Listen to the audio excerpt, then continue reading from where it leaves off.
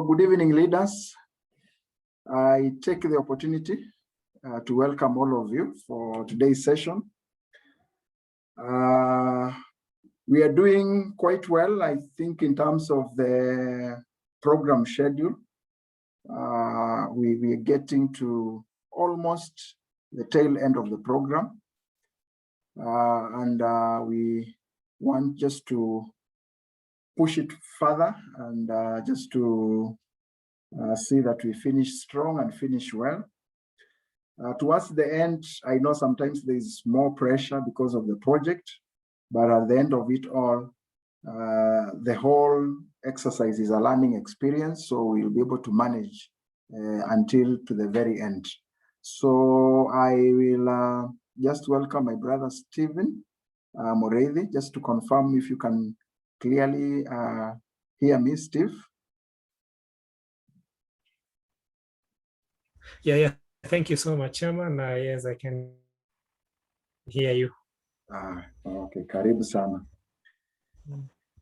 Yeah, so let me also, I think I've already connected with Mr. Gidiomi, so I can confirm is okay. Peter Njau, I see your audio is not yet up. So once your audio is up, I'll also give you an opportunity so that you can say hi to the team. Peter Njau was in Cohort 3. So we'll allow him just to say one or two comments. Otherwise, we can open with a word of prayer and then we'll be able to move on. So let's pray. Heavenly Father, we're grateful for this opportunity as we continue with these sessions, and more specifically today's session on mentorship and succession. We pray that, Lord, you will guide us and just help us to have an in-depth understanding of what is on the table today. And more so, we are praying that, Lord, we will put more understanding through the Holy Spirit, so that whatever we learn, oh God, will be embedded into our hearts, and it will bring an inside-out transformation as we champion the same to the people that you have entrusted to us. We commit this session to you. In Jesus' name we pray. Amen. Amen. Okay, so we had planned to start today's session with just an overview of how you are going on in terms of your project, just to know probably if there are any challenges you're having and any question that you might have, so that we can start now focusing more on that, because we having maybe a maximum of 3 weeks or so. So we may have to really work quite hard within those 3 weeks. And therefore, from today, we'll put a lot of focus on the project proposal. The same will apply to next week. And this will not just be during the session, but even during the week. We'll continue having a lot of interaction with you, probably in terms through email, so that whatever you prepare, you're able to share with us and you're able to provide feedback, so that when we settle or when we meet, we'll have made quite a lot of good progress. So we're shifting a lot of attention to the project proposal, as much as we'll continue with the sessions. So it is good just to allow maybe a minute or so to hear from you, and to be able to know how you are faring on and where we need to come in, so that we can be able to handle this project. I'll do a very brief overview. I know I shared the guide. I don't know if you have had an opportunity to look at the guideline, but I'll also flash just 2 or 3 slides to be able to help us understand the project proposal much better. But let me just hear from you, in case you've been able to meet, in case you've been able to discuss, and so that we know where to start from. And since we had already started a conversation with Chairman Peter Gidiomi, maybe I can start with you, Gidiomi, just to share your update and your team members also. Those who are online, we can also be able to introduce them, and then we'll be able to move on from there. Welcome, Mr. Chairman.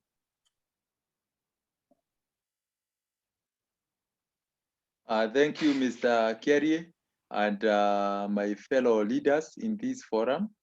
I had already shared with Mr. Kerry that our group, we were 4 of us, Juma, Robert, and myself. And 2 of our members have not been able to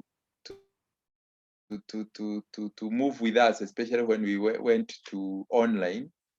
So we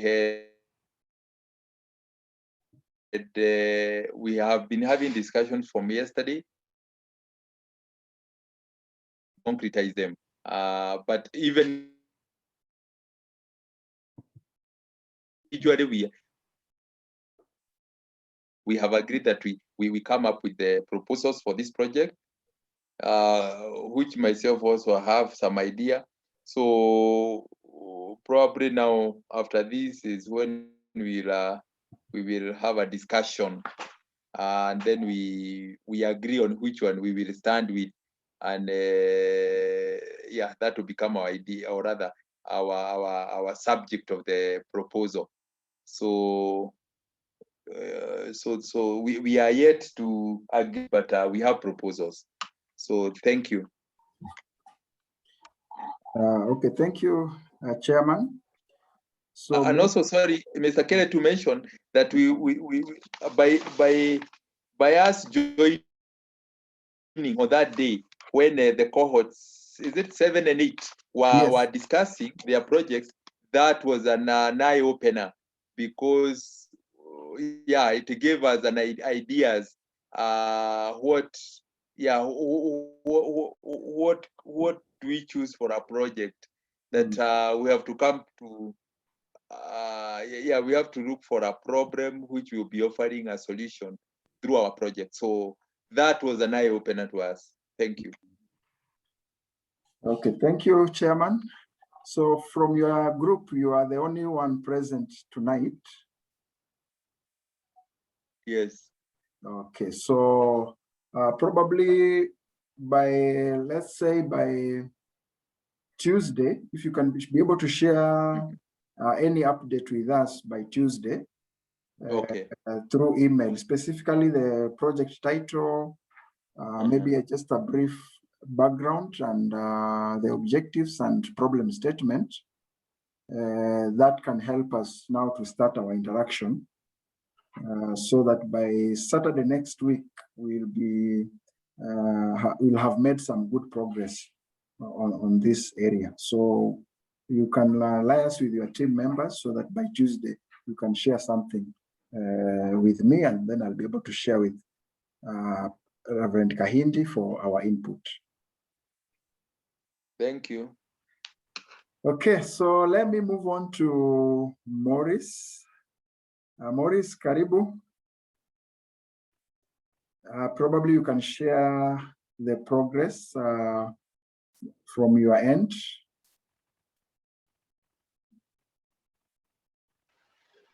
Good evening. Good evening. Thank you very much, Chairman, and also my Vice Chairman, Brother Gidiomi, and the team today. Our team, I think Brother Steve is also here. We are with Nelson. My other colleague happens to be also having a problem. That is, we always call him, I'm forgetting the name. Steve, you can remember with the name. He has a problem of joining on online. But Nelson is there, ready to work with us. Last week, actually, we had identified the problem, and we developed a problem statement. When Brother Gideon started talking, I was actually rushing to get Nelson. I've not seen him inside here, He's the one who was supposed to do the presentation on this. And we already identified a problem on actually manufacturing for small and medium enterprises on how they can be able to an intervention on that direction. I know the SME is very big, small and medium enterprise is very big, but as we have identified a challenge because at the moment most of them are manufacturing, but they cannot be able to sell locally. So that was the problem that we already identified. So statement, actually we had placed it somewhere, only that he is not here today. So I don't know, unless by the time we had started talking, I wanted to call him, but I'm using the same phone to make a presentation and attend. That is what we had already identified. Maybe, Brother Steve, if you have something before we request for timeout, maybe on you do it on email. Brother Steve. Yeah. Well, you can hear me, yeah? Yes, we can hear you. Can hear you. Yeah. Well, I think yes, it's what Maurice has said. We had started something, and we believe that maybe in the next few days we will try to work on it so that we are able to concretize it and be able to present it. But we have an idea, and maybe through Chairman, your guidance as we share probably in the next. Mr. Steve, you're muted. Hello, Okay. I got. You can hear me, eh? Yeah, now we can hear you. Yeah, fine. So what I'm saying is, Chairman, maybe in the next few days, as we share probably in details of what we have, probably we can have your guidance on that. But what we are saying is that we have a bit of an idea, some directions in that. Thank you. Okay. So I think just as I have noted about the other group, you can still do the same. By Tuesday, you can share your write-up, and then we can engage more from there so that by Saturday next week, we can have some presentation during the session. So we can still follow the same route for your group. I believe that is good enough for all of us. Okay, so let me move on to invite Mr. Njao just to say hi to the team and also introduce himself, and then we'll move on to the session. So Njao, you can unmute and introduce yourself. Can you hear me now? Yes, we can hear you. You are muted again, unmute.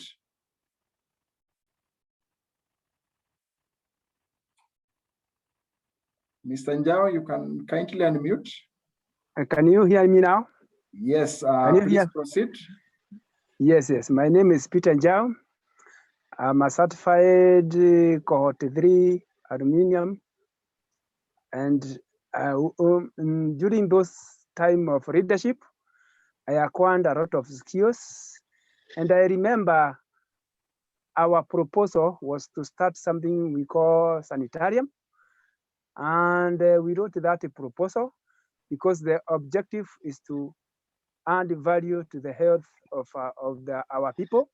And during this challenging time, people are so much conscious about their health.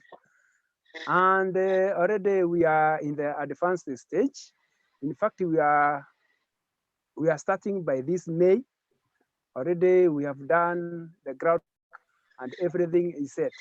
And once we set, I'll invite the global leadership to come and we be together so that we can start for this mission. So in short to say, global leadership, these lessons, they are very good because they open your mind to think globally, to have that network, to understand you and the value you can add to humanity.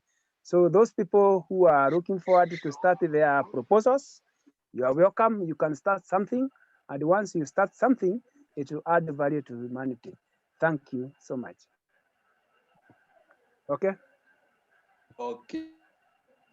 Okay, thank you so much, Peter. So as team, as you can notice, for Peter, they went on with the project. Now they are planning to launch it. So I didn't just stop at the class level, but they made it as an initiative which can be operationalized. So even as we work on our projects, we want to have that thinking. Some of the initiatives that will start from here, they might end up becoming new business ideas. Some of them might be maybe community-based projects that will add value in one way to the community. Maybe some of them might take different direction. So because all of us are coming with different ideas, so we'll think about their sustainability and also probability of operationalizing them so that we make sure that our time here is well spent, and also in terms of after the class, there is something that can still put the team together and more so continue adding value to the community. So that's the thinking that we want to have. Otherwise, just to highlight, Mr. Kiari, yes. I didn't get. He said they are making their project was on Sontarium. What is that? Is it to do with the sanitizer? What is it? Mr. Njao, you can comment on that. Unmute, please, and comment on that.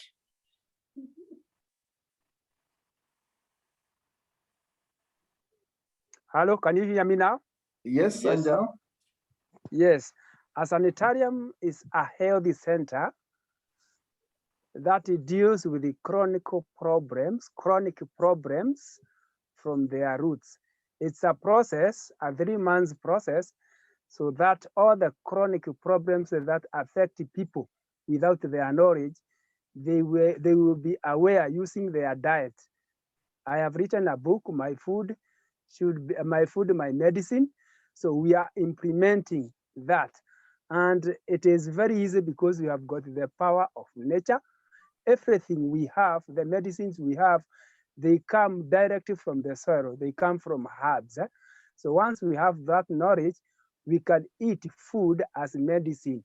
And once we do that in a combination of 3 months, then you are empowered to have that dose and you to be sick. So that is the simple thing, the basic. And once we start, you understand how we mean by sanitarium. Thank you. Well explained. Yeah. Okay. Thank you. I will explore more once that center is up so that we can also have more understanding of what happens. Now, Tim, allow me just to briefly mention something about the project proposal. So as I had shared on the guide, we look on 2 angles. One is the external and the other angle is internal. So external will look at the environment so that we can identify probably some of the challenges or some of the opportunities that are out there. And those that we can be able to offer a solution based on the internal analysis, because internal analysis, we are looking at probably the capabilities that we have, the strengths, maybe even the area of passion, or maybe the area of our competency. So we look at the resources we have as a team. And as I said, sometimes it may not really be as a team, but you can identify a project based on maybe one person's idea. And then if all of you are taking different direction or different dimension, then you can make that to be a model to develop your own. So you just look at which is the best option. If all of you can be able to converge, well and good. If you are not able to converge in terms of the strength, potential, and the rest, then you can help one person to initiate. Like for Njao's case, he was more of the champion because that is his area. He has written a book on it. So he was able to create an awareness to the rest of the team, and then they bought into the idea, which they implemented. So those are the two dimensions. But external, we look at the external, we look at the internal resource that we have, and then from there, we're able to come up with a project proposal. So that's just the picture. One of the tools that you can probably consider adopting so that you are more structured in terms of the analysis, you can consider maybe a SWOT analysis on that particular area, so that you look at what are the strengths in that area, what are some of the weaknesses in that area or in that field, and also some of the opportunities and some of the threats. So from this analysis, you can enhance in terms of the objectives, in terms of the goal, and in terms of the strategies. So this is one of the tools that you can use amongst other tools that are out there, which we can be able to explore. So you can consider this. So the outline, this is a more high-level outline.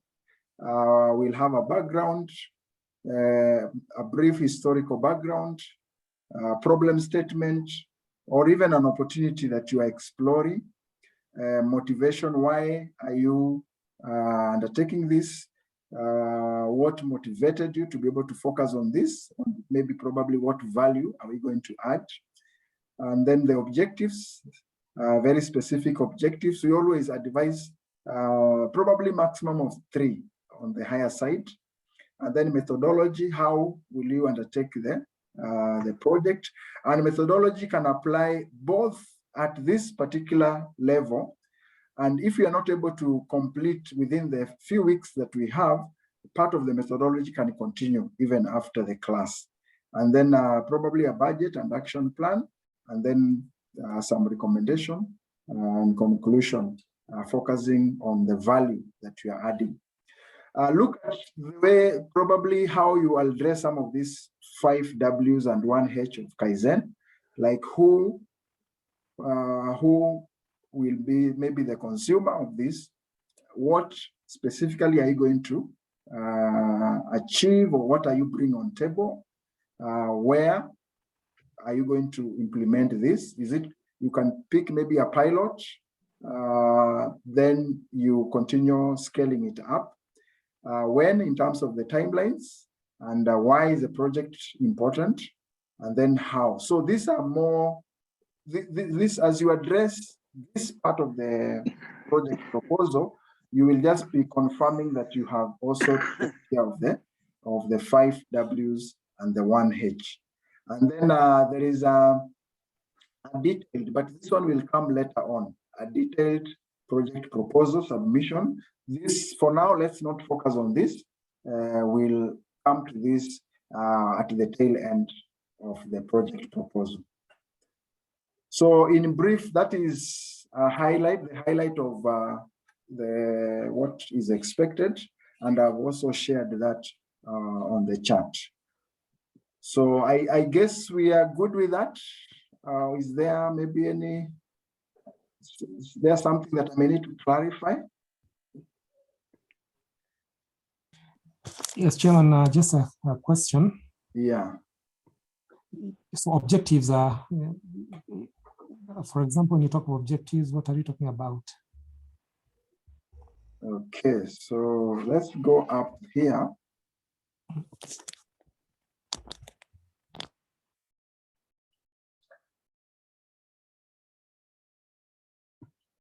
So objectives, for example, specifically, what are we addressing by undertaking this project? Yeah, what specifically are we addressing? Are we creating maybe awareness level in a particular area? Are we bringing a new product into the market? are we undertaking an analysis, maybe to establish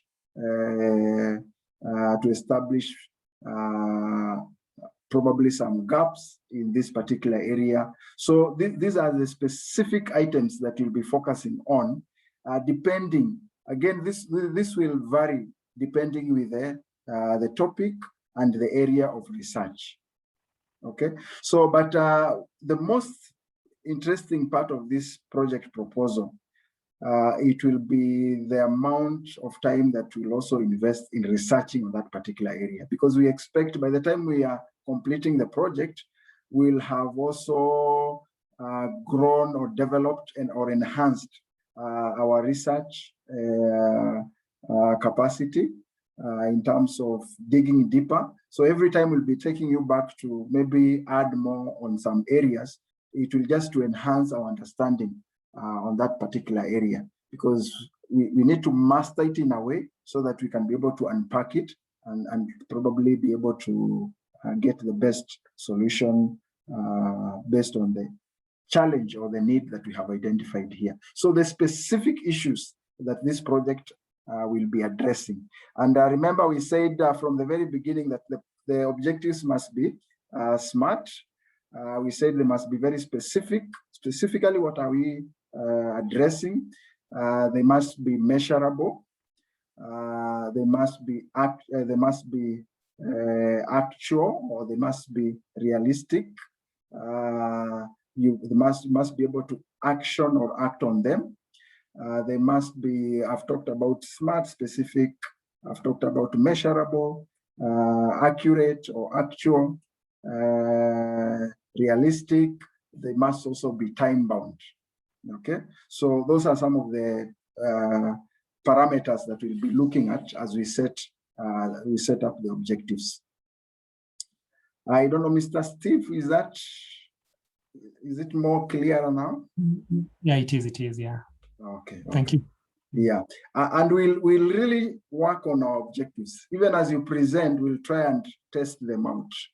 So we'll be giving you feedback on your objectives so that we refine them, because they must be very, very refined, and they direct you and focus you on how to undertake your project. Okay, so is there any other question from the team? Okay, so I think we can move on to the session, today's session. So we are looking at the power of mentorship and succession in leadership. Very, very important topic because there's a big gap in this area. And even those who at times think they are mentoring, you still find there are gaps in terms of how they implement their mentorship programs. And some of these gaps comes from, one, it can be an area of knowledge. Two, it can be area of maybe the perspective of our understanding on this topic of mentorship. And three, it also depends with the style and method of leadership that you are applying. So there is quite a lot, and I'm sure all of us can confirm this. This is an area that really requires a lot of focus because the only way we can safeguard what we have been able to achieve is by ensuring that we also prepare in terms of its continuity. Yeah, as you can see, the relay race there, the relay marathon race, it's normally you run your part and again you pass the baton. So all of you must prepare, all of you must rehearse, and all of you must be very, very intentional and knowing your part. That for me, I will run one race, and after that, there is someone else who is prepared to take up from there and run one lap again and hand over to the other person, so that at the end of it all, it's about the team winning the race. And even from the Bible, it has been a transition from the disciples. The transition has continued. So all of us, we are in that kind of transition, and this is very critical when it comes to to issues of leadership. So I'll be very keen just to hear your feedback on this topic as we move on. But first, allow me just to run through what we have, just to be able to set the pace for the discussions. So I'll just start by saying that leaders win by passing the baton. It's really, the critical part is normally the passing, because some leaders run very well, but when it comes to passing, it becomes a challenge. So it ruins the whole success story. So I think trying to learn as much as possible, and I will recommend a book after this on how to pass is critical, so that we are very intentional on this, and also it prepares us to be able to invest more in terms of sharing the knowledge, sharing the skills with those who are coming on board, so that as they receive the tangibles, they have also been prepared on the intangibles in terms of the skills. So we say that leadership is not a sprint, it's a marathon relay. And the most important part is not running, it's passing the baton. That is according to Miles Monroe. So leadership is really not a sprint. So no one runs to finish. We all run so that we can be able to pass over to the next generation. Because if I'm growing or I'm developing a big vision, it always outlives me. What we are doing now in terms of leadership, equipping leaders, this is something that will continue for a long time. So it's something beyond us. And the same way, where we reach, maybe someone else will pick up and maybe probably even do a more work on the same area. I am reminded of the story of Moses and Joshua. And I think for Moses, if he had an opportunity to wake up again after passing the baton to Joshua, it would have been his joy to realize that Joshua was able to settle the people. He didn't take them back to Egypt, but he was able to continue with the journey to the very end. And that should be a mindset of every true leader, every purpose-driven leader, is to have an understanding that the person that I pass the baton to should be able even to do much more. I've just created the platform for the person to be able to accomplish much more, probably what I was able to accomplish. So in our own African proverb, we talk about, if you want to go fast, you go alone, but if you want to go far, you go together. So that's the thinking of leaders who are very conscious on issues of mentorship and succession. Warren Buffett, very important quote here. Someone is sitting in the shade today because someone planted a tree a long time ago. There are many of us who are seated under some shade because someone was very mindful about mentorship. Someone was very mindful about future generation. So they thought about the future generation, and they thought about maybe someone will be seated here next year or 10 years to come, and that person will require a shade. Why don't I plant a tree to be able to help the person have a place to sit, or a covering? So that's the thinking of a leader who is very conscious on issues of mentorship and succession. So mentorship is very core function when it comes to issues of issues of leadership. And every great achievers are inspired, or great achievers are inspired by great leaders. So great leaders have great mentors. So every great leader, you will find that they are great because they were able to mentor. Our own Bishop JB, he is great because he has mastered this art of mentoring. And the mentees actually are able to display who he is. Yeah, so great leaders are very conscious, they're very intentional, they're very committed, because they understand their capacity is bigger, and therefore they need people to be able to champion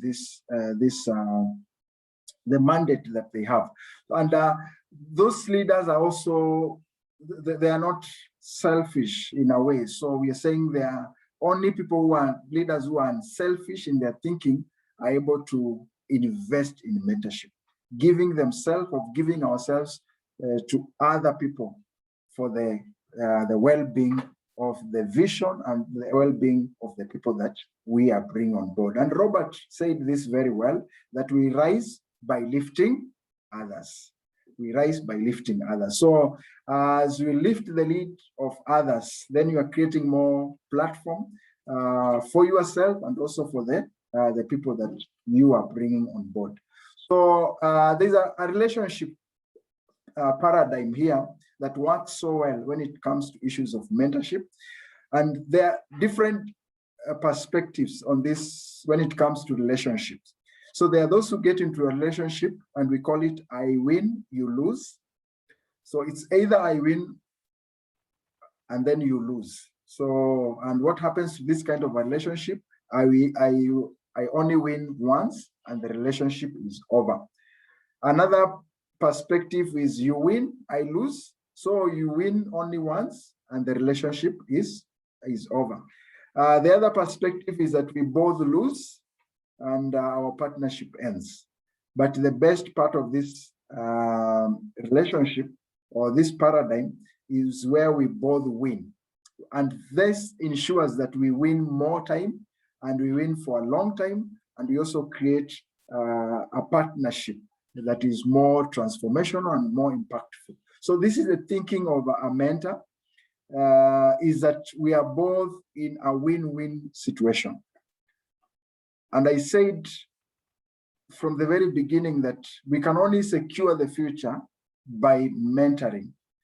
And I will win by the way of sustaining what I've been able to bring on board or what I've invested in, by ensuring that there's someone there who can be able to take care of what has been what we have invested in. We have seen family properties, family wealth, just in a minute, in a short while, something that someone has labored for so long, going down in a very simple way. Okay, there are many dynamics. You can recall many companies, think about Tuskys, think about many other companies that have just gone down, even personal family properties. And I think it's more critical to really think about the physical assets, but also think about the soft part of the inheritance, so that we are able to, our level where we can, prepare those who are taking over in terms of managing the tangible. So the best relationship, as I've said, is win-win, where we are unselfish in our thinking, and a relationship that also ensures that we are all being able to win at the end of the race. So just a few definition on mentorship, or just to enhance our thinking in terms of this area of mentorship. So what is mentorship? You're saying from Oxford. Oxford defines mentorship as the guidance provided by a mentor, especially an experienced person.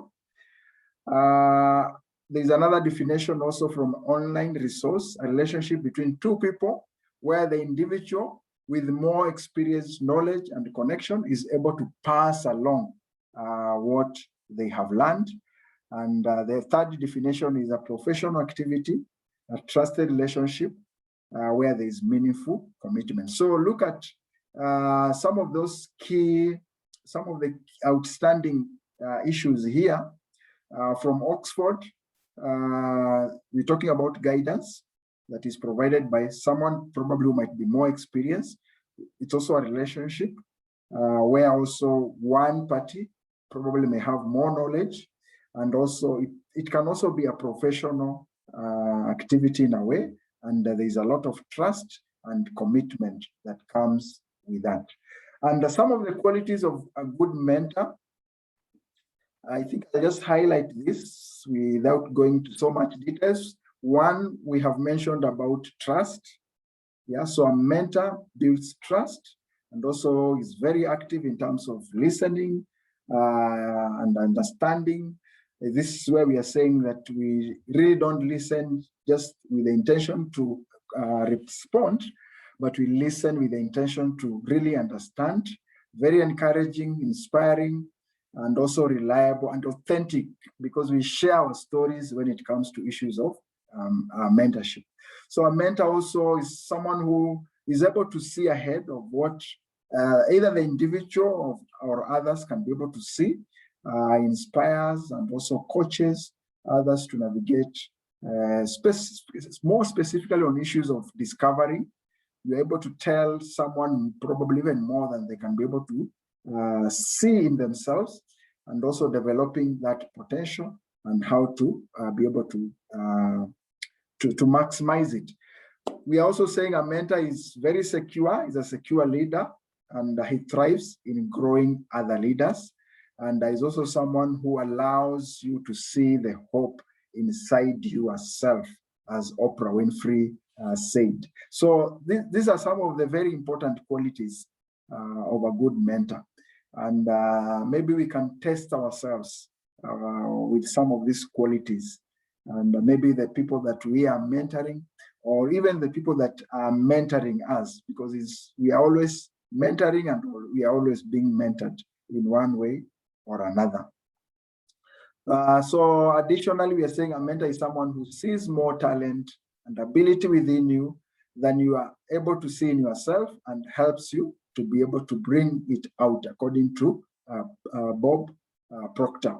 So the greatest good you can do for another is not just to share your riches, but to reveal to him or her their own riches as well. I think that is very, very important from Benjamin Disraeli, that the greatest good you can do for another is not just to share your riches, but to reveal to him his own.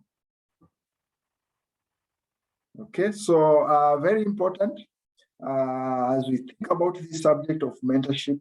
I think that's very critical.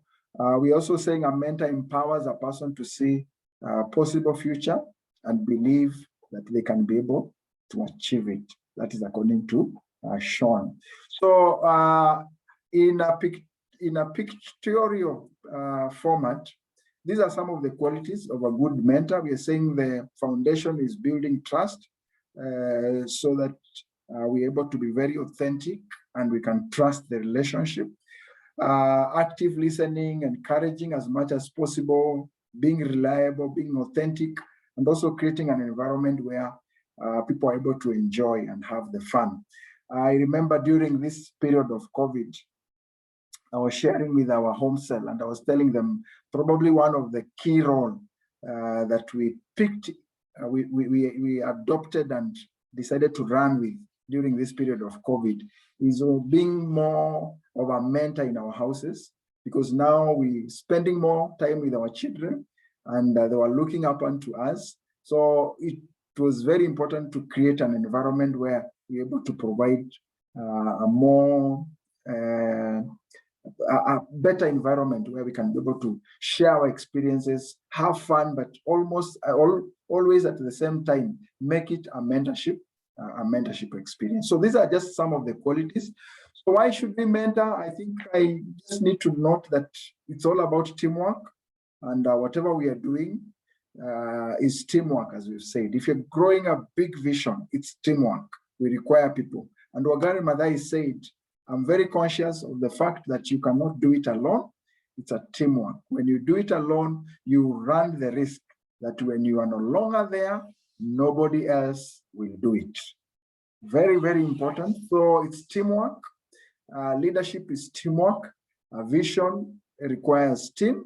And with that understanding, then we realize it's very important to mentor. Number two, we mentor because that's how we secure and preserve the future. Yeah, we secure and preserve the future through mentorship. Again, we secure the next generation through having the mindset of mentorship. Then we can protect and sustain leadership achievement and impact by ensuring that we're investing on mentorship. So the sure way to safeguard and sustain our leadership achievements and impact is to mentor. Okay, so sustaining, protecting, all this, they are hinged on mentorship. So fifthly, is the path to true legacy. So the sure way to build and preserve a worldwide legacy is through investing in the area of mentorship. So mentorship is the path to true legacy, and also the only way that we can be able to secure our legacy. It's anchored and sustained in the people, not just on the tangibles. I remember you talked about a dynamic legacy, a legacy that is alive. And this is a legacy that is embedded in people, where we say that we need to carve our names in the hearts of the people. So these people will give stories. They will share stories. We are sharing stories today of great leaders that mentored us in one way or another. Some we didn't really get an opportunity to meet, but they mentored us through their resources. And we are quoting them. We are talking about them. And many more people will still talk about them because it's a dynamic legacy. So fifth, we are saying mentorship is the overall measure of success in leadership. I think this is critical. If I want to measure how I'm successful in my leadership, then I will look at how successful I've been able to mentor. And I listened to one of the speakers from Ghana, Pastor Otabil, and he was saying that you even don't measure your success by your immediate successor, but the successors that come after your successor. And that confirms that you have been able to be successful as a leader. So we succeed in leadership when we mentor. And the most important part of leadership, as I said, is how do I pass on the baton? So I think let's remember number 6, very important, that how we measure our success in leadership is how successful we've been able to mentor. If maybe tomorrow I get another opportunity and I may not be able to do what I'm doing today, is there someone who can be able to take up and proceed? Is there someone who can be able to sit where I'm sitting and be able to proceed? So I think those are critical questions that we need to be very conscious of. We need to just continue engaging around that thinking so that we're very intentional when it comes to issues of mentorship. How to mentor? I've mentioned this from the very beginning that mentorship must be intentional. So it's done on purpose. So I need to know that I'm in a mentorship arrangement, I'm in a mentorship relationship, and therefore I need probably to even learn more on how to do it, understand more on how to do it, so that I also give it more attention, because when I am intentional, then I prepare for it. So, and I will do it on purpose. Yeah, so very intentional. How to mentor, be intentional first. Requires matchmaking. So there should be a match between the mentor and mentee based on the field of interest, passion, knowledge, skills, and experience. So what are you sharing, and who is there that can be able to continue with whatever you are sharing? So there should be a point of convergence for you to be able to engage in the mentorship. And again, number 3, we are saying mentorship thrives in a mentorship culture, a mentorship mindset, and environment. Last time I mentioned a case of our prayers, Saturday prayers, and what our brother Morris normally does, recognizing the young people who are able to come for prayers. That's in a way we are saying we want to create a mentorship culture. We want to create a mentorship mindset and environment where as men will feel obligated and will be also intentional in terms of bringing these young ones into such kind of forums, so that they are also be able to they're able to see what it goes on, and they're able to get into the system as early as possible. So a mentor and mentee should endeavor to cultivate a mentorship culture and a mentorship environment. Again, how to mentor. Mentorship requires authenticity. Both success and failure should be embraced as channels of learning. So authenticity, we share our success stories, and also we share our challenges, and we bring out the lesson so that we are able to pick up what informs or what brings values to this kind of a relationship. So to inspire people, share your success story, but to impact people, share your hidden stories, the struggles that you have gone through, sometimes the failures. Valuable lessons can be derived from both the success stories and also from the failure. So there are times to impress people by maybe talking about the success stories. That is the tip of the iceberg. But for a mentor-mentee relationship, we don't stop at the tip. We always go to the other part in the sea, the 80%, the 80 to 90%. So we share what really has made us to be who we are, the failures, the challenges, the success stories that we have had, so that they can be able to have a bigger picture of who we are and also to help them become better. How to mentor? I think the thinking of a mentor is that you think future, so it's futuristic. And this will help us to appreciate that habits take time to develop, and therefore mentor and mentee should value today but visualize tomorrow. They should take advantage of the moment, but be also motivated by the desired future. So it's a futuristic. So we are all in a process, and habits take time. This will create an environment of patience and an environment of appreciating that this is a process. I am who I am today because I've gone through a certain process. So I'm mentoring you, or I'm helping you to reach a certain point, but we need to appreciate that this is also a process. So mentorship is a process, and it can be compared to a farm-based success system. So what you sow, you reap, and mentorship requires investment on systems, processes, and also on people. A methodology is very important. So you need to have a methodology, develop methods and system to help in mentor matching, communication alerts. How do we communicate? And maybe tools to manage and track the progress of the mentorship, including sometimes some agreements, some learning plan, some progress monitoring and feedback system. Now, remember, I said it must be intentional. So if it is intentional, then it is planned. And when it comes to planning, now these are some of the aspects that we need to take into consideration when we are doing the planning for the mentorship. So mentorship is also achieved outside of comfort zone. Sometimes if you are mentoring, you might realize that at some point you look like you're moving slow, but you will compound your impact.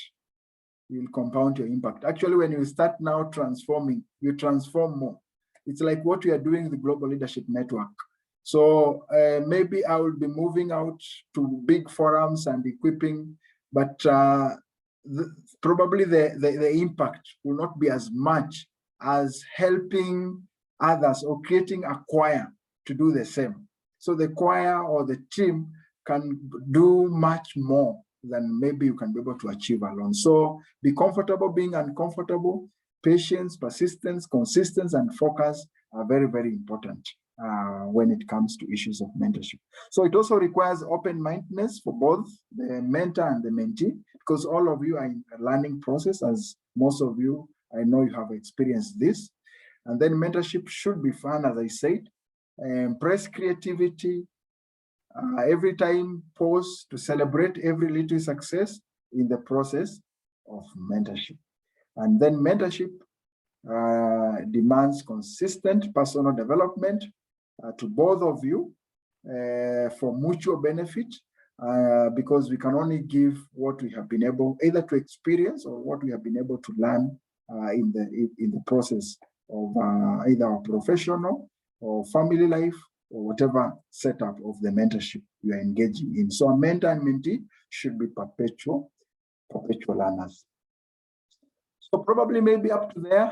Is there a comment or as I move on to the last part of this, I can take a comment or two. Yeah, thank you. Can you hear me? Yes, Juma, we can hear you well. Yeah, thank you very much. Though I joined a bit late, but actually I really like the presentation and the topic. I've been thinking about this mentoring of leadership. In fact, it is very, very much critical, especially in the contemporary society where we are. I look at somebody like Johnny Karang, how he was and how he ended. It is good that he was working hand in hand with this Salva Kiir. Though there is nothing much, I think there is something that is amiss in that kind of leadership. Let's come back to our country, Kenya. These people who are just championing for leadership, taking positions. We see some of them playing it alone. They are not taking hold of others or the people they have to show them the way, and after they leave, what will happen after they have gone. The way, somebody like Karang, he never expected he will go that way. So what will happen with our leaders currently? If anything happens, because some things you never can tell.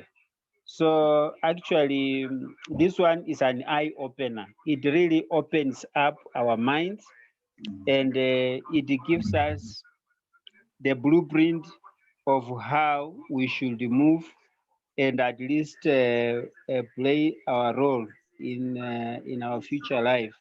Like now, mentorship is overall measure. When you leave, what will happen behind?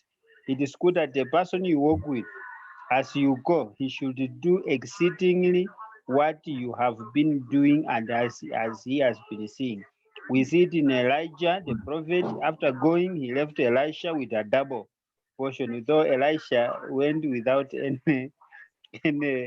without mentoring anybody. So actually, this is something that is very, very much important, and to me, it really inspires me. Thank you very much. That's my comment. Thank you so much, Juma. We can take one more. You can just unmute and share your comment. One more.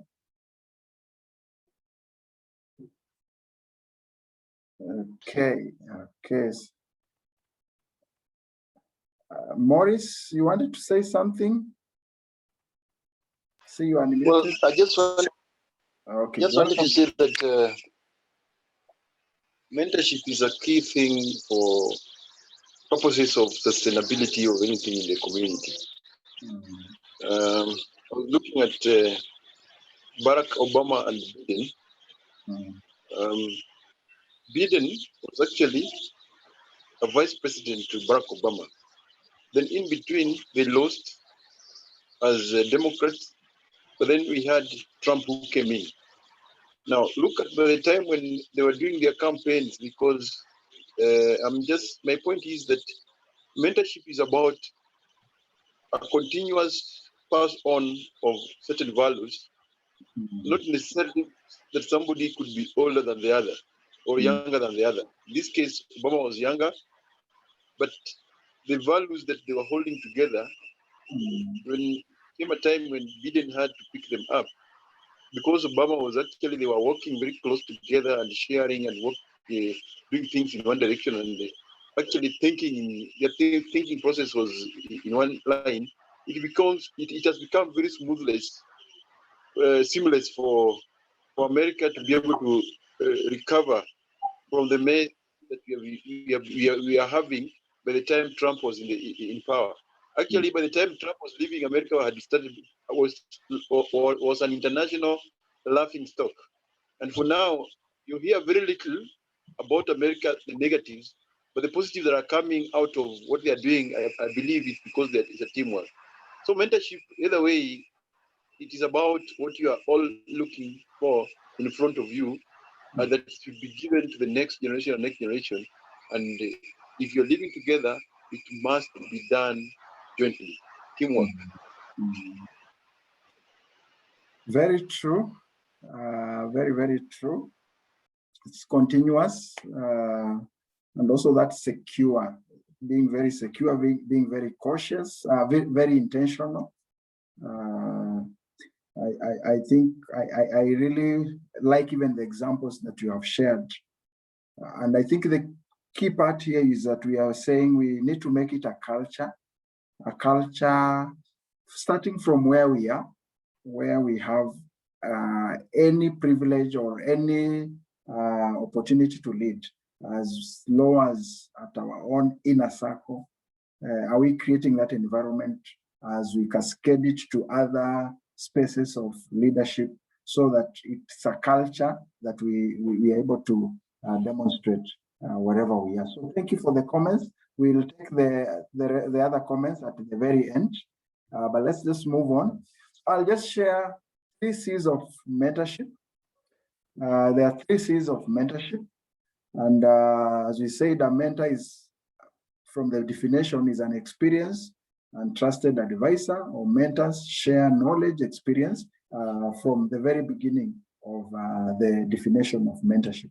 So there are 3 key roles which are very important to the success of the mentor-mentee relationship. So one, we look at the first role of a mentor, we can refer to it as a consultant. Yeah, so if the role you're playing is more of a consultant, so we are saying that mentor will provide specialized recommendations based on maybe the wealth of industry knowledge. Yeah, so I think this happens a lot when it comes to professional mentorship at either the corporate, at the public entities. So they share their own industry insight gained through years of real life work experience. And then mentors are often experienced in that area, which the mentee is not experienced, or the mentee is pursuing. So, this is more of within the industry. It's more professional. It's more guided. It's more focused. So that in that kind of an arrangement, then we look at a mentor here, more of a consultant. So I'll not elaborate a lot on this, but the second one is where a mentor plays the role of a counselor. Yeah. So in this arrangement, there's more of listening, more of guidance, but the mentor does not give away all the answers. And this is the thinking of a counselor, because a counselor will help you come up with your own solutions. So they don't really prescribe a solution, but they will listen to you and they'll be able to guide you. So as a counselor, a mentee provide guidance, but not answers. And that enables the mentee to figure out the right course of action individually. So the choice between the consultant or counselor depends on the mentee's learning style. And as we're saying, some mentees need hands-on experience to fully understand maybe some concepts, especially on the professional environment, where now we require more a consultant rather than a counselor. So by allowing mentees to navigate the situation individually, then they not only uncover the answers to the immediate problem, but they also learn lifelong skills that will serve them well into the future, and probably that will help them even to be able to mentor others. And then the last role of the three C's, the other one is the cheerleader. So in addition to providing constructive feedback and advice, a mentor should also provide support and enthusiasm. So a mentor should help celebrate mentee success, no matter how big or how small. So this can be combined with the others, but here is where you become very intentional as a leader, and as a leader who is able to, like what I say, be able to see more than maybe a mentee is able to see in him or herself, and you're able to bring out some of the key aspects that you feel are very important for the mentee to be able to build more on, and also to be able to harness more. So a mentor should help in that kind of an arrangement, should be able to help the mentee success, and also just to have moments where they're able to celebrate on the achievements that the mentee is able to have. So just remember on these three,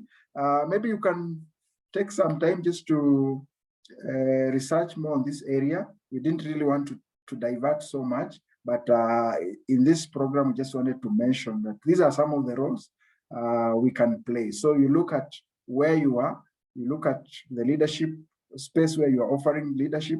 And for example, for me at my workplace, if I'm given interns to mentor, then I understand what role am I providing to these interns. So in that arrangement, I'm more of a consultant, and therefore I need to know how do I undertake my mentorship in that kind of an arrangement. If it's in mentoring, maybe the young couples, or if they're having challenges, then in that arrangement, maybe I'll be more of a counselor. So I'll be able to listen to them more, provide more guidance, and help them uncover their own solution. So think about that and how you'll be able to evaluate your own mentorship experience. So just to note that a mentor should know when it's appropriate to switch roles between the three that we have talked about, and whether the mentor is being a consultant, counselor, or cheerleader. Transparency and communication are too important and very, very important aspects in this kind of relationship. So being a mentor is more than telling someone what to do. It means sharing expertise with a consultant mindset, guiding the mentee along their journey without giving away all the answers, and also being a cheerleader when the mentee needs it the most. So those are the three roles of a mentor. And to conclude, there are 4 phases of mentoring. 4 phases of mentoring relationships. And we are saying successful mentoring relationships, they go through these 4 stages. So the first one is preparation. The second one is negotiating.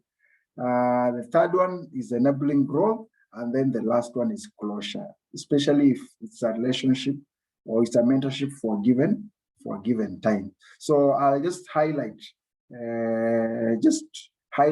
each and every one of them in very brief. In preparation, we are saying there are some strategies for preparing the relationship. Here you initiate the contact with your mentee. There's a lot of exchange in terms of the background information, just to have an in-depth understanding of probably the two of you. Also taking time to share experiences, talking about the learning and development goals. So this is where you set in a way some of the agreements that you may have. Also the expectations from both. What do you need from your mentor, and what do you expect from the mentee? What are the deliverables? And then here you also share a lot of personal experience, assumption, and also limitation, and also maybe the most appropriate learning style. So you're just setting the stage for the mentorship to begin. That is in the preparation stage. Negotiating. What are you talking about negotiating? We are saying how much time can be committed to the relationship. So you're looking at in terms of time. Then the goals, you write down goals and analyze them to meet the SMART criteria, agree on discussion format, use a journal to help you stay focused. You're looking at establish some rules, maybe specifically on issues of confidentiality, the boundaries, and also how do you handle the hot topics.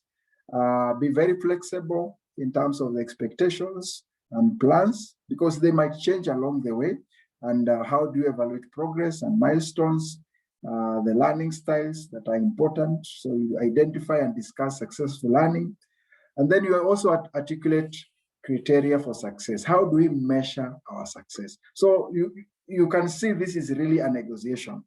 We are negotiating about time. We are negotiating about goals. We are negotiating about the rules, how flexible we should be. How do we measure our success? So it's the issue of the issues here are more on how do we converge on these particular issues, and then enabling growth.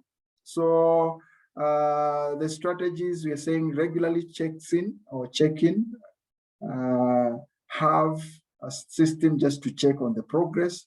We are also looking at how do you receive feedback, how do you give feedback, providing timely support, create appropriate challenges to facilitate learning.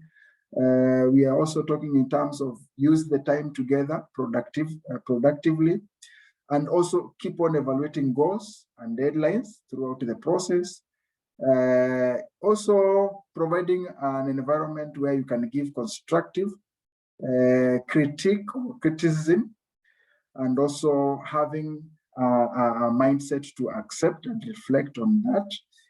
Advice on what you know. We are saying don't be afraid to admit what you don't know.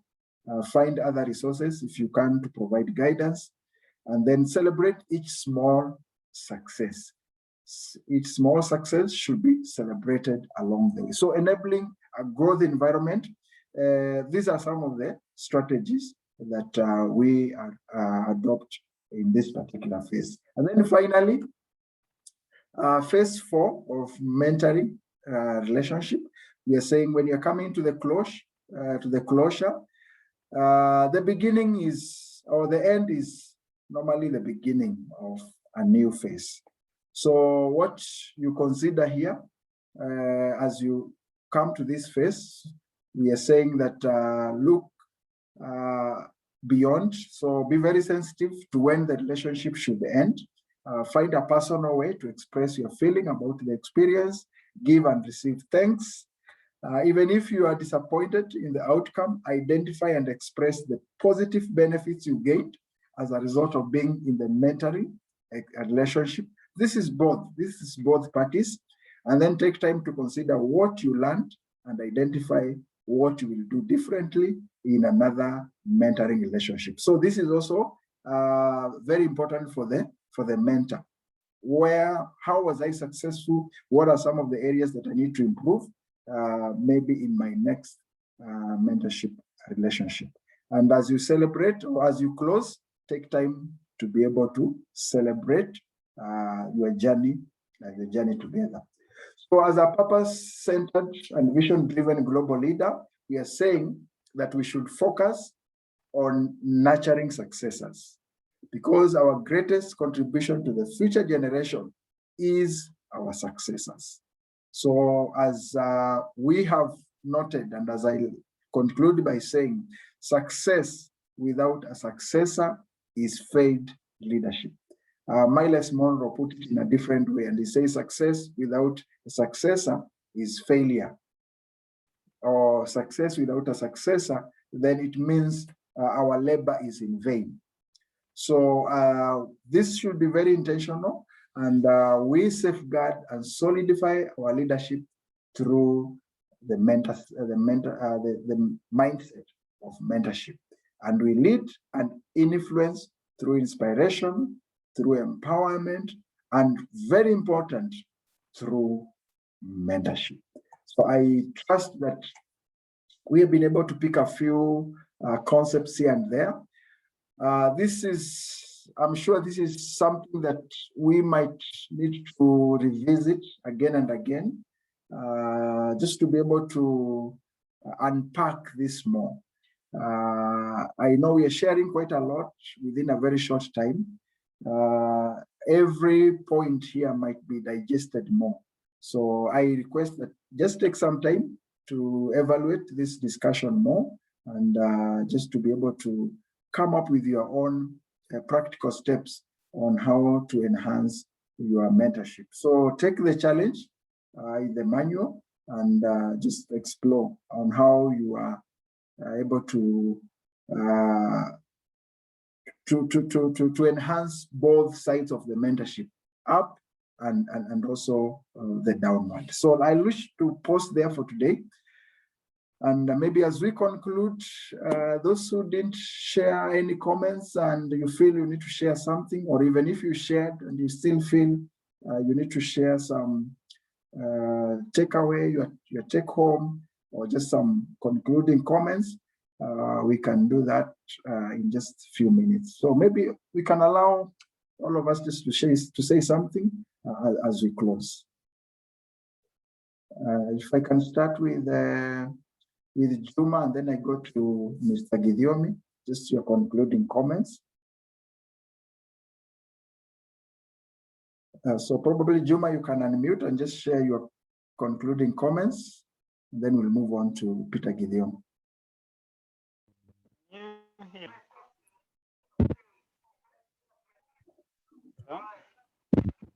Yes, Juma, please proceed.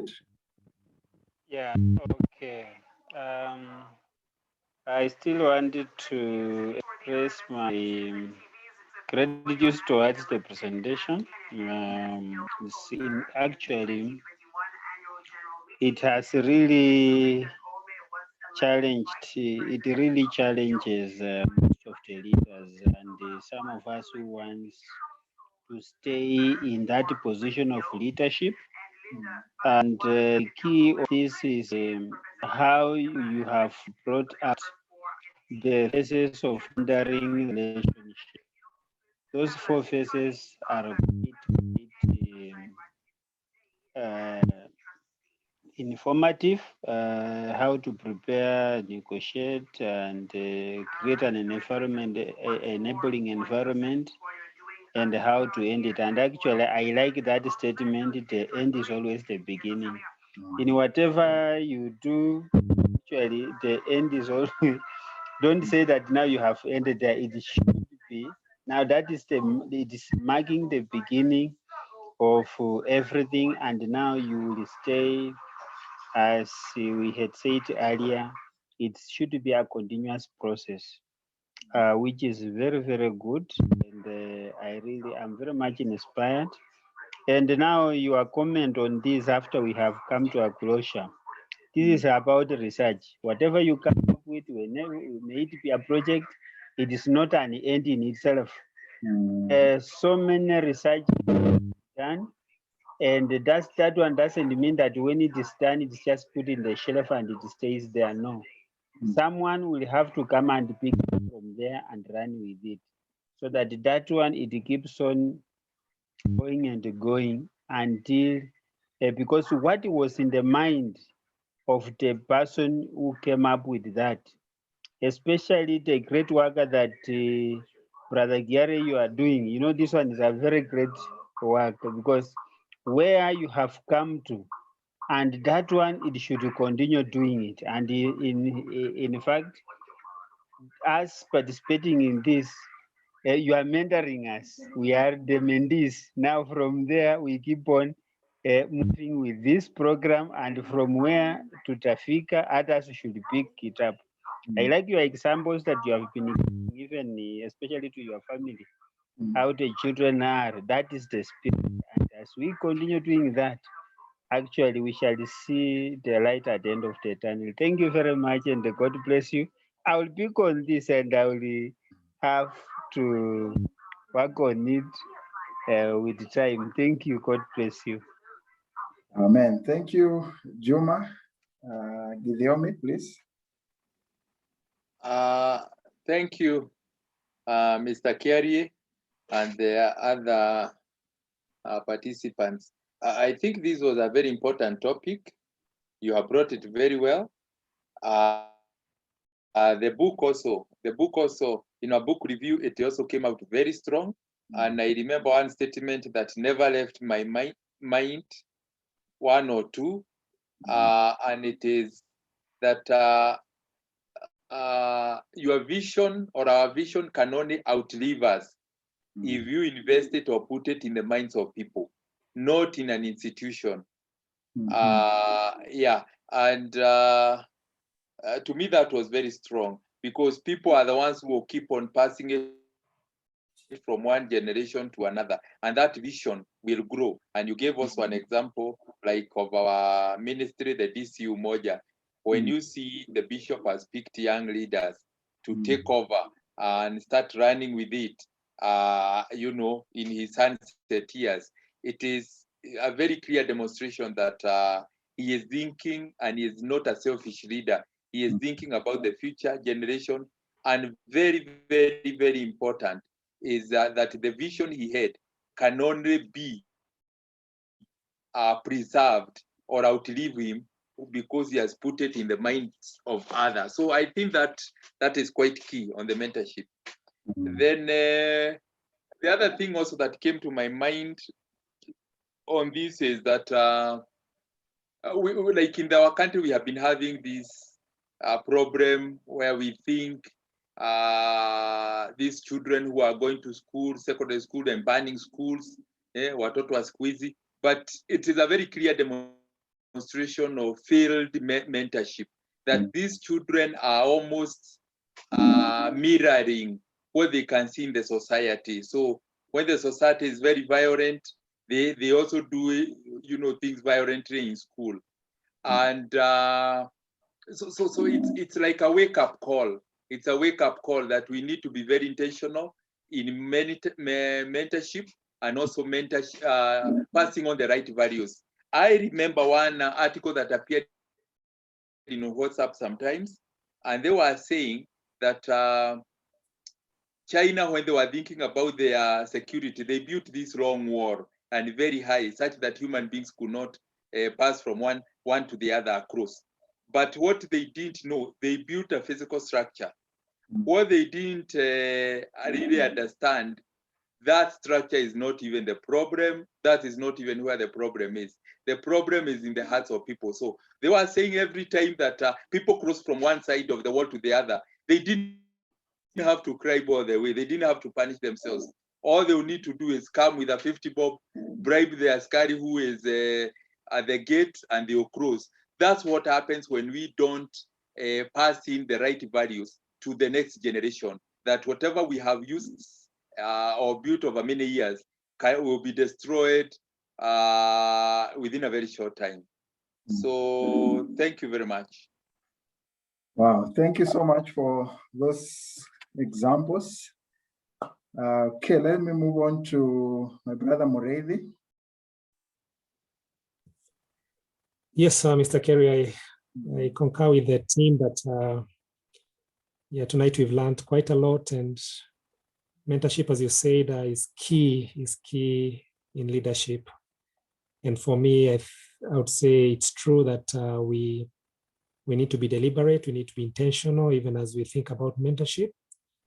Again, you mentioned about if you are to be a mentor, then you need to be secure. I think that's a big struggle for many of us, because anytime you're thinking about mentorship, you feel like you are losing something. So it becomes a struggle, and I guess also in African context, because for us, you know, it's like everything begins and ends with you. But again, tonight, as you think about what you've shared through you, is more of a bigger picture. That if this vision that you have, if whatever you are doing is going to have continuity, then we should be able to release that experience. We should be able to release that knowledge. We should be able to release ourselves to others. So my challenge again is to ask myself, as you put it very well, whatever I'm doing right now, if I'm not, you know, if I exit in that position, is there somebody who can be able to do it, and even, you know, do it even better than me? And I think that is what you mentioned earlier. That's what, you know, success would look like. that if I've been able to leave and left a successor, then I can say I have succeeded as a leader. So thank you very much. Is a topic that is great, and today I've been able to draw a lot even from it. Thank you. Thank you so much, my brother Steve. Finally, Maurice. Thank you, Chairman Joseph Chiari. This is beautiful. For me, it talks to my heart when you talk about mentorship. Because the reason why I was even late today, over the span of 30 years in my life, I realized that I lost my dad when I was still very young. But when I lost my dad in class 8, when my eyes were opening up, I realized there are so many uncles that were around to come and walk with me, and they made sure that they walked me through life. Little did I know that they are walking me through life was actually preparing me so that when the time comes that they were also not there and their sons are left around, then I need to come in space and walk them through. So I had a meeting this evening with 2 young men, both different fathers, but they're all passed on. I was there when their fathers were passing on, but here they have reached a point where there are things that are very sensitive to them, but they don't know how to go about it. So they called me, and we had, I told them we want us to have what we call Psalms 133 brothers, because we need to sit down, agree, and then move forward. Then when we are reflecting today in the whole scenario, we realize that, okay, as you are saying that the end of it is just the beginning. I'm slightly ahead of them, but they also have a generation that is after them. So we are looking through. After I am done with what I'm doing with you, how are you going to take care? Because there was a case of a younger man who had a very serious issue, and we have to go tomorrow and just bring him in and be close to them and look at it and support. So to me, this subject is more practical. It's more practical than anything else that I have ever encountered in life in terms of passing on the baton. It is the only thing we can do, and we must do for the purposes of having a future of our next generation that is more secure. Otherwise, thank you very much, because as you are saying that we need to develop now the practical steps on how we can enhance. Enhancing this is actually whatever space we are in now, we really have to pick, because as you gave us the roles and even the C's, it makes it very easy for us now to structurally go about it. But the way some of us have been doing it, out of passion or out of the internal drive that we have, you just find yourself doing it. But in a structured way, like the roles now that you've given to us, it makes it very, very easy and very much okay for us to do it. Thank you, and God bless you. For this, I believe we are going to make a change in whatever we have been doing alongside. Amen. Wow, thank you so much. I think this is an evening well spent, and we want to thank God. So I wish we pause there for today, and then we'll pick it up from here on Saturday. But let's remember to share our progress by Tuesday. We'll engage more so that by Saturday, we'll have had some good progress in terms of our project proposal. So can we pause there, and we can unmute and share the words of grace together? Okay, and may the grace of our Lord Jesus Christ, and the love of God, and the Holy Spirit be with us now and forevermore. Amen. Amen. So have a blessed night. Listen to this YouTube again and again. I'm sure there will always be something new to pick from this discussion. God bless you and have a blessed night. Thank you.